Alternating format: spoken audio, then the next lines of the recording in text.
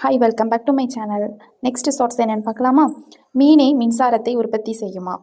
மேலும் பூமியில் மிக குறைந்த வெப்பநிலை எவ்வளவு தெரியுமா? இந்த 3 சயின்ஸ் ஃபேக்டை தான் இன்றைக்கி நம்ம பார்க்க போகிறோம். ஸோ இந்த டிஎன்பிஎஸ்சி எக்ஸாமுக்கு இதையும் நம்ம தெரிஞ்சுக்கணும்.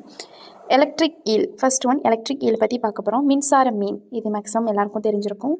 ஈல்னாலே அது ஒரு வகை மீன் தான், பாம்பு மாதிரி இருக்கும். இது தன்னுடைய உடலில் இருந்து மின்சாரத்தை உருவாக்கும் திறன் கொண்டது. எதிரிகளிடமிருந்து தன்னை பாதுகாத்து கொள்ளவும் உணவை பிடிக்கவும் உதவுகிறது. நெக்ஸ்ட் அம்மீட்டர், மின்னோட்டத்தை அளக்கும் கருவி. மின் சுற்றில் பாயும் மின்னோட்டத்தின் அளவை அளக்க பயன்படும் கருவி அம்மீட்டர்.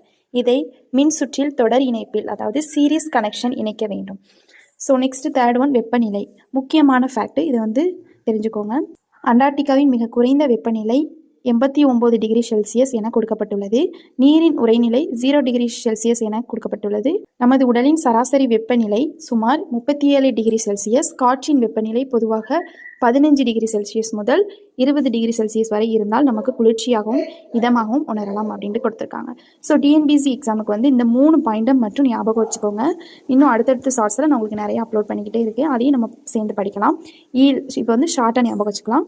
ஈல் மீன்ஸ் மின்சாரம் உருவாக்க மீன் அப்படின்னு ஞாபகம் வச்சுக்கோங்க. அம்மீட்டர் அப்படின்னா மின்னோட்டத்தை அளக்கும் கருவி. ஓகேவா?